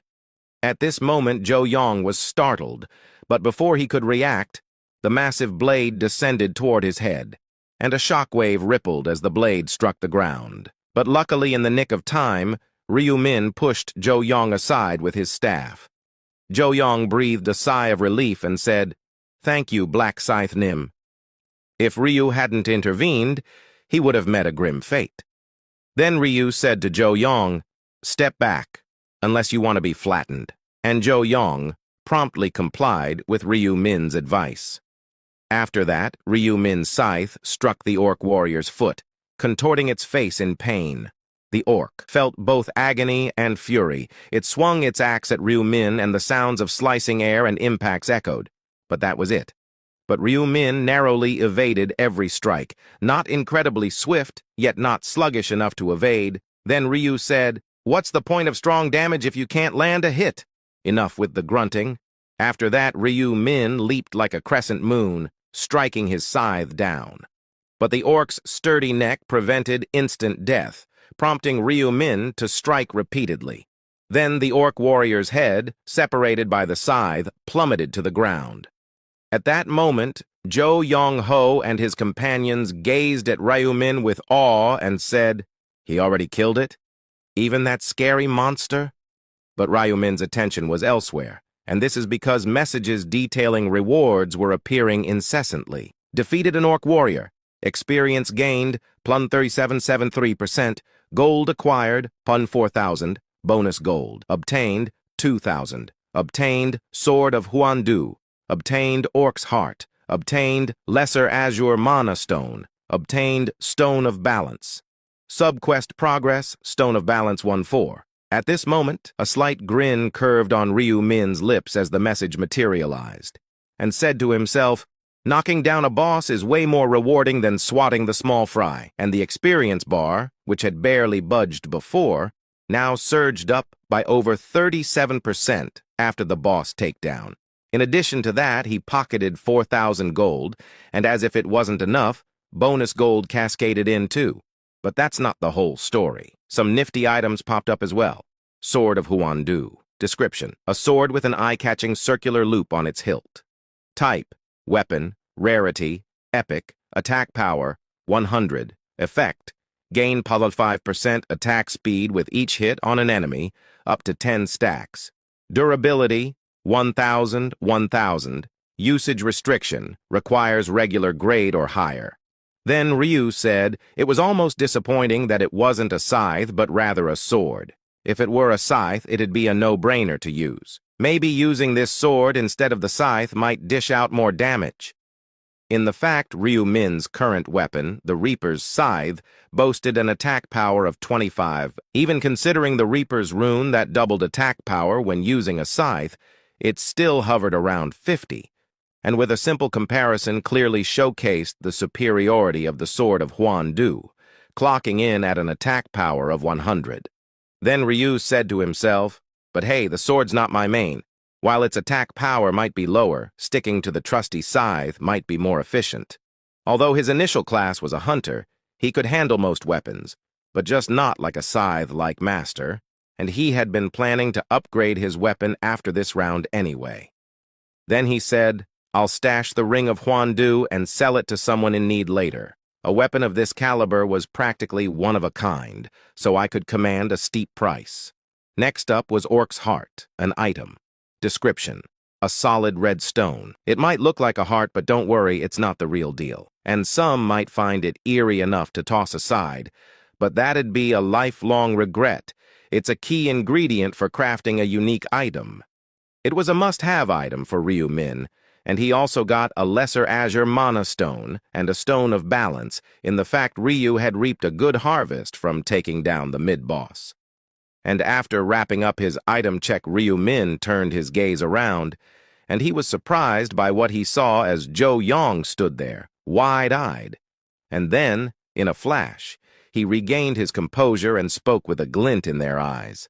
"Black Scythe, you're incredible to single-handedly take down that monster. I wouldn't have dared to fight it." Then Joe Yong, now more composed, respectfully dipped his head and said, "Thank you for defeating the monster. You've saved my brothers' and my life." Ryu said, "I don't have a hobby of watching people die." Then Joe Yong said, "I see. Did you know the monster was going to show up?" But Ryu responded nonchalantly, not in the mood to delve into details. After wiping out the other orcs, a mid-boss usually makes an entrance. And Ryu continued, saying, "Now that my business is concluded, I'll be on my way." Joe Yong said, "Yes, thank you once again for rescuing us. Take care, Black Scythe." And when Ryu Min turned away, a voice reached him from behind. One of them said excitedly, "Let's head out too. We need to start hunting," as seeing Black Scythe's remarkable performance ignited their spirit. But suddenly a wounded mercenary crumbled to his knees with a groan. Joe Yong said anxiously, "Mangi, are you all right?" Mangi said, "Brother, I can't go on. I can't endure any longer." In the midst of the sudden commotion, Ryu Min stopped and turned around. Then Joe Yong's voice echoed, directed at the injured mercenary. "What are you talking about? Didn't you say that you were fine earlier?" Mangi replied, "Back then, I was concerned about Hyung Nim, but now, it's beyond my limit," Joe Yong said, trying to motivate him. "Nevertheless, hold on. You need to endure for the time remaining, so you can be healed when we're back to the real world." But Mangi weakly shook his head and said, "Hyung Nim, you know it too. If we can't even reach 300 kills, it's all pointless." Hearing that, Joe Yong fell into silence, facing the reality he had overlooked. Failure to complete the main quest would result in vanishing without a trace, and pleading to an angel would be futile. And now, Mangi had lost hope, and said, "I was wrong. I understand my own body well. With this body, I can't fight. Just leave me and go. I can't burden Hyungnam and the others anymore." Joe Yong, usually composed as a leader, was now flustered. And he said, "A weapon. Can't you wield a weapon, right? We'll weaken the orcs for you to stab. You have that much strength, don't you?" Mangi replied, "But then you and the others won't be able to hunt. I'm already causing trouble. I don't want to hinder you till the end. Please go quickly. I don't want you to see me like this," Joe Yong said in panic. "No, I can't just leave. You keep losing strength. How can I go and leave you behind?" At that moment, Ryu Min's eyes showed surprise at Joe Yong's near-panicked state, and said to himself, for the mercenary king, leading hundreds of mercenaries, to show such weakness in front of a single comrade. If it were his own close sibling, Ryu might understand, as he had been in a similar position with his own sibling. Then Ryu said to himself, given this situation, I might be able to help, and he opened the store interface and hastily purchased a utility skill. Then Ryu said to Joe Yong's group, "Hey, looks like you need help. Can I take a look?" Ryu Min's sudden appearance prompted question marks on the faces of Joe Yong's group. Ryu seemed like he was trying to offer assistance, but given the dire circumstances, negative thoughts were the only ones that came to mind. Joe Yong said, "Is there even a way to save him?" Ryu said, "Yes." Then Ryu Min approached Mangi closely and inspected his injuries and said, "The wounds are quite severe, but they're not beyond healing." And Ryu muttered incomprehensible words and placed his hand on the injured area. At that moment, when the group was puzzled by Ryu Min's sudden actions, something unexpected occurred. A green light emanated from Ryu's palm.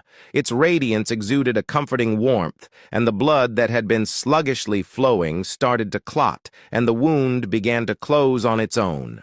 Everyone present stared in astonishment, their mouths agape. Even Mangi, the most concerned, couldn't utter a word as he looked at his own wound. Then Mangi said in astonishment, "The wound, it's gone?" And it wasn't just the wound. The pain had disappeared as well. Ryo replied calmly, "Yeah." In fact, the exceptional healing prowess left the party in awe, though the truth was, the skill wasn't quite as simple as it seemed, as it can stop bleeding and heal minor wounds, but it can't fix a shattered shoulder. But here's the twist. Ryu Min seemed to almost effortlessly heal the shoulder, pushing beyond the skill's limits. And it all boiled down to the influence of intelligence on healing, the intelligence stat being the driving force here, and with Ryu's current boosted intelligence of 123, combined with the rune's 32% skill boost, fixing a shoulder shouldn't be a tall order. Although first aid was at its core a skill from the common category, with the rune's enhancement, its effects were magnified, leading to this impressive outcome. Then Ryu said, "Try moving your shoulder. Scars might linger on you, but your movements shouldn't be hindered." Mangi rotated his shoulder, and his expression shifted from disbelief to pure delight in the blink of an eye. And he said happily, It's moving normally." Then Ryu said to him, "But that doesn't mean it's completely healed. Remember, this is an emergency treatment. If you push too hard, the wound could reopen. Still, it shouldn't hinder your hunting activities." Mangi replied gratefully, Thank you so much. Black Scythe, you're my savior. Thank you, truly." At that moment, an expression of gratitude and recognition of the amount of help appeared on Zhou Yong's face, and he said, "Black Scythe, thank you for healing Mangi."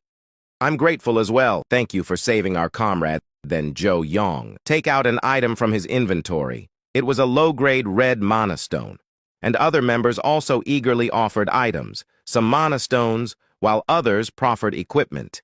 They were originally hoping to secure some gold by selling them. And he said to Ryu, "While this might not have immense utility, please accept it. It's my way of saying thank you." Ryu said, "No need to go to this extent." Despite any attempt to decline, the items were placed into Ryu's hands, and Zhou Yong said, "No, it's a symbol of gratitude. Please accept it. And, thanks to Black Scythe, our friend now has hope for survival. Separate from the token we've just given you, I promise to repay this debt someday." In an intriguing twist, Ryu had not only accrued a debt from the mercenary king, but also gained his favor, and he said to himself, "Considering I needed to learn a common skill anyway, this is quite a significant gain." And looking forward, when the strength of the mercenary king was inevitably needed, this episode would surely carry significant weight. Then Ryu said to them, "Well then, until we meet again, take care." Going to Minjuri, before entering the 5th round, she was immediately reminded of Ryu Min's advice. As Ryu said to her, "The quest to take down 300 orcs is far from a walk in the park. Orcs are no pushovers, they're tough, and they tend to swarm in aggressively. You definitely shouldn't entertain any thoughts of facing them solo." Then she replied, "So, you're suggesting I should seek help from Black Scythe?" Ryu said, "Exactly. Once the territory integration is complete, make your way to Black Scythe. Don't even think about tangling with orcs. And even if you somehow can't get in touch with Black Scythe, wait an hour before making any moves." Then Minjuri said, "Got it. Thanks for the heads up, Min." And sticking to Ryu Min's advice, Minjuri patiently awaited the territory integration. Putting her trust in Ryu Min, when the integration eventually took place, she tried to locate Black Scythe, and she said to herself, "How should I approach this?" she briefly wondered. But in truth, there was no need to actively search, because among the 10 area representatives gathered for the bonus game, Black Scythe was among them. Then Minjuri said to herself, there he is. I will talk to him after it's over." But simultaneously, her curiosity was aroused, as she wondered if Black Scythe could truly claim the area representative position as the prophecies foretold, and the result didn't disappoint as Black Scythe emerged victorious, showcasing an overwhelming skill gap as expected. Then she said, "Well, he's at level 30, so that's understandable." And after understanding this, she tentatively moved towards Black Scythe, but her steps faltered as she neared. Even though she saw Black Scythe descending from the deathmatch, she hesitated to get closer. And she didn't believe she could and said to herself, Why is this happening? And the reason was simple. It was an innate fear. The fear any human would feel towards a strong adversary hindered her steps, especially after witnessing scenes of heads being brutally severed. Then she said to herself, Min already said, I need to cooperate with Black Scythe. He'll definitely need my help, and he wouldn't harm me. But when she snapped back to reality, Black Scythe had vanished, and she said sadly, I missed my chance in the end. It seemed he had departed for the main quest. Now what should I do? Min said attacking orcs alone was too much. But I can't just stand here. And with nothing else to do, Minjuri decided to heed Ryu Min's advice and wait for an hour. And an hour passed this way. Minjuri observed the progress window, time remaining until round end. 08-55-15. Main quest progress, orcs 0300. Seeing her progress, she let out a sigh and an unexpected unease crept over her, and she said anxiously, This is bad. Will I really disappear if I don't kill 300 orcs? I came here trusting Black Scythe, but I can't even find him. In fact, it was her own mistake, as her unnecessary fear had caused her to lose track of Black Scythe. Then she said, I can't just stay put. There's no guarantee Black Scythe will return to the starting point. Then, step by step, she moved, and her eyes darted around, searching for Black Scythe, and she remained vigilant of her surroundings. After that, she said, At first glance, it seems like he went this way. And she headed in the direction where Black Scythe had vanished. About 10 minutes later, she spotted the outline of a village in the distance. Judging from its appearance, it seemed to be the orc's dwelling. And she said, Could he be inside? No, better not risk it. It might be dangerous.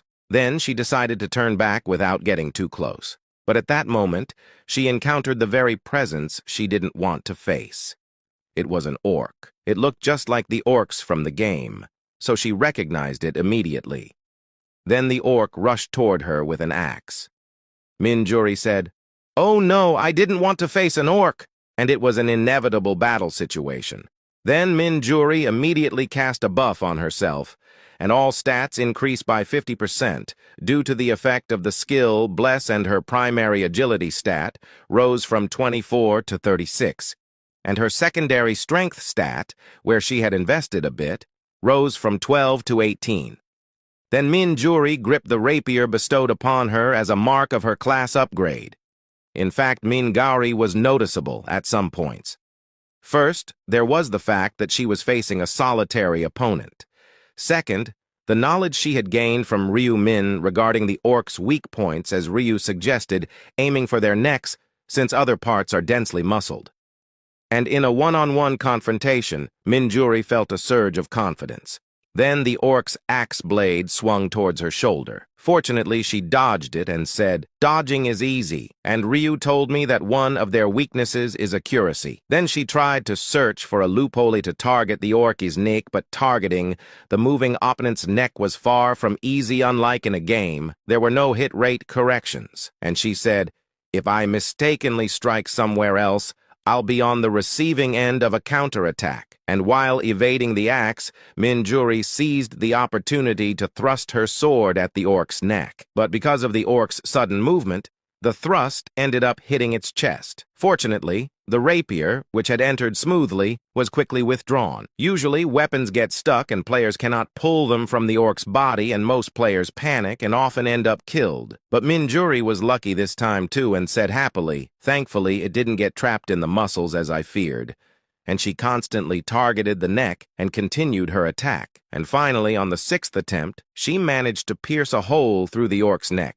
After killing the orc, Minjuri breathed heavily and said, It was tough, but I did it. I managed to defeat an orc one-on-one. Then Minjuri blinked repeatedly for no apparent reason, and she said in amazement, "What's this? Am I seeing things?" This was because the man she had been relentlessly searching for was walking towards her, and she said to herself, not believing what she saw, "Is the person in front of me really Black Scythe? Seriously?" And brief astonishment was followed by a sigh of relief, as the man she had been fervently seeking was approaching, but suddenly Ryu passed by her and did not speak to her. Minjuri quickly shouted, "Excuse me?" as she didn't want to waste the opportunity like the last time. Then Ryu turned around swiftly and said, "What's up?" When she attempted to speak, her mouth felt strangled, but she gathered some of her courage and spoke as though she was reciting words. Her hesitation was evident. "Black Scythe, let's team up." Ryu raised an eyebrow and said, "What? Why should I team up with you?" Minjuri realized that demonstrating would be quicker than explaining, and she suddenly extended her hand, a burst of light emanating from it. As the light seeped into Ryu's consciousness, he became amazed, but this was fake amazement because he knew her ability and everything about her and said, "What's this?" Minjuri said proudly and confidently, "This is Bless, my buff skill. It lasts for 3 hours. Most likely, all stats have increased by 50%. And to complete the fake play, Ryu looked into the system window and said, "It appears to be true."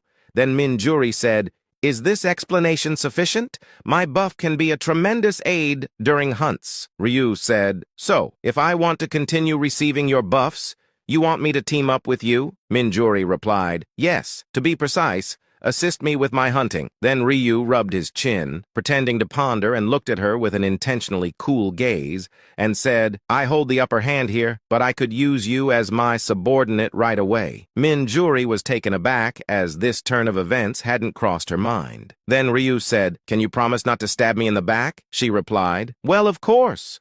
Ryu said, "Very well, let's give it a shot. And since we're teaming up, let's at least have a brief introduction. Black Scythe, level 32, class Reaper." Minjuri said, "Ah, I'm Democracy, level 13, and I'm a buffer." Then Ryu asked her, "Do you need help, though? I saw you dealing with the orcs quite well earlier." She replied, "It was my first time, and to be honest, it was tough." Ryu said with fake astonishment, "It took you about an hour and a half to take your first kill?" Minjuri laughed and said it just turned out that way. She was unable to say that waiting for Black Scythe had caused her to waste precious time. Then Ryu said, "Looks like we're short on time." Minjuri replied, "Yes, I just took down one orc and I need to hit 300 quickly." Ryu said, "Then let me speed things up." She said anxiously, "How can you help?" Ryu said to her, "I'll weaken the orcs enough for you to finish them off. You just need to land the final blow and the credit will be yours. Can you manage that?" In gaming terms, he was suggesting she land the killing blow. Minjuri said confidently, "Absolutely. You saw me handle the orcs earlier. I'm not weak enough to be unable to finish them." Then Ryu said, "Then there's no need to worry. Let's go." But suddenly she said, "Just a moment." At Minjuri's call, Ryu Min turned casually and said, "What's up?" She said, in worried, "While I appreciate the help, I'm wondering if my presence will disrupt your quest." But Ryu said, "Don't worry about that. I've already completed the main quest." Minjuri said, surprised, "Really?" And she continued, saying to herself, "He's already taken down 300 orcs? Yet there are over 8 hours left for this round to end." While Minjuri contemplated this, Ryu continued, "I'm not aiming for the main quest. It's a sub-quest. I've already obtained 1 balance stone." Minjuri said in amazement, "Oh, you've already got one." Ryu replied, "I defeated the boss orc warrior. To get the others, I'll likely need to defeat more bosses." And he continued saying, "If you're interested in the sub-quest, just let me know. I'll give you a shot at facing bosses solo." She replied quickly, "Oh no, taking on orcs alone is already tough." Then Minjuri clapped her hands together and sneakily glanced at Ryu and said, "So that's what you were worried about? You thought I might covet the balance stone and betray you." Although she believed in him, Minjuri couldn't help but think that way. And she continued saying, "Don't worry, Black Scythe. I have no ambitions for sub-quest. I'm content with the main quest alone, so there's no chance of betrayal. Not that I have the skills for it." Ryu said, "Got it. I'll see if I can trust you." With that, Ryu took the lead, and Minjuri followed closely, keeping up. But suddenly Ryu said, "Don't stay behind. Come to my side. If you're out of my sight, I can't protect you. Minjuri said, sure thing. After a while, Minjuri no longer feared Black Scythe and said to herself, he's not as ruthless as I thought based on our conversation. And he offered help, advised me to move to the side when danger lurked, and subtly looked out for me. And she continued saying, Min made the right call. Honestly, I was unsure if Black Scythe would agree to party up with me, but now he's helping me, and she wondered how they would tackle the orcs. But she would find out eventually. With those thoughts in mind, as they walked side by side, a group of orcs suddenly appeared. As 3 orcs approached menacingly, Minjuri raised her rapier, bracing herself. At that moment, Ryu said, wait a moment, and stepped forward, swinging his scythe low. The orc's thick legs were severed, like slicing through meat, and the upper bodies of the fallen orcs hit the ground, and Ryu Min's scythe flashed once more, and this time the arms were severed from the torsos. The orcs, now with just torsos and heads, cried out in agony. Then Ryu said, now, finish them off, all 3. But Minjuri was hesitant. Seeing that Ryu said, why are you hesitating? She apologized and regained her composure and moved toward the orcs. Taking their lives wasn't a difficult task, especially when dealing with helpless opponents who had lost their limbs. After Minjuri killed the orcs, system messages appeared. You have defeated the orcs. Experience gained, plow 2.35%, gold, 40. At that moment, Minjuri's mouth hung open as she read the messages that appeared, and she said, this is, even if it's easy, this is too easy. She knew firsthand how challenging orcs could be, because orcs were no pushovers as goblins. So even though they were considered tough, she expected there to be some level of danger, but it's not dangerous at all. After that, her admiration for Black Scythe's skills was renewed. Then Ryu said, let's continue. She said happily, yes, and she felt how fortunate she was to have teamed up with Black Scythe. Then they kept moving, and while that, Ryu continued to cut off the orc's legs and hands, and Minjuri's only task was to deliver the fatal blow to them. And Minjuri said, I never knew hunting could be this easy, and if an orc had witnessed this, it might have choked on disbelief, quite literally. Then Ryu inquired, how many have we dispatched thus far? Minjuri replied, her voice full of pride, 52 in just 30 minutes. That's impressively fast, isn't it? Ryu Min chose not to respond, for by his own standards it was merely efficient, not exceptional. After all, he used to take down a staggering 300 in an hour, a feat that had now become second nature. Yet the time spent wandering was too long, he contemplated. The monster population in these fields is far from abundant, and the act of killing them was almost effortless. But the true challenge lay in the hunt itself. Then he said to himself, but it's a risky proposition to wander too far, especially with Minjuri by my side, and it seems I must head towards the orc shaman. That way I can expedite the process of locating orcs, as the orc shaman possessed the ability to summon his brethren. By employing this resource, Ryu Min could bypass the laborious task of tracking down individual orcs. Besides, the path to the shaman's lair aligns with their current trajectory. If they stick to the plan, they should make good progress, and they could dispatch a few orcs along the way while approaching the boss's domain. Then Minjuri smiled brightly and said, at this pace, we could conceivably tally up 300 within 3 hours. Ryu said to her, 3 hours is too lengthy. Let's aim for under 1 hour. Perplexed, Minjuri queried, huh? Just 1 hour? And she concerned that she might have misheard. So she sought clarification, but she received the same response. As Ryu said, I intend to complete the quest in less than an hour. Minjuri said in amazement, really? How? Ryu replied, by making use of the orc shaman. And he revealed his strategy to her, saying, utilizing the orc shaman to summon orcs and reach the 300 mark without eliminating the shaman. Essentially, a tactic to maximize gains by keeping the shaman alive. But suddenly, Minjuri asked a serious question as she said, but how did you know about the orc shaman? You've never encountered it before, right? Without missing a beat, Ryu Min concocted a seamless lie. I encountered it briefly before meeting you, which is how I know its location. This answer was enough to convince Minjuri. Then Ryu said, don't worry. I'll safeguard against all potential threats. At that moment, Min-Juri's initial surprise gave way to a warm smile. Surprisingly considerate, she remarked. Perhaps, as the saying goes, you only truly know someone once you talk to him. After a while, they arrived at a quaint village adorned with modest wooden huts. It was not extensive, and there were no orc sentinels in sight, and Min-Juri voiced her astonishment, for the village consisted of no more than 5 huts, saying, "A boss in this tiny village?" However, appearances could be deceiving. Ryu Min knew this was a trap set to lure unsuspecting players. Entering might seem easy, but players who underestimate it often fall victim to the orcs, summoned by the orc shaman. And a similar scenario had unfolded in the previous regression. As he circled behind the village, he discovered a mountain of player corpses concealed by the cunning orc shaman. It was a testament to his intelligence and malevolence. But in essence, it signifies cowardliness. He lacks the courage to engage in open combat.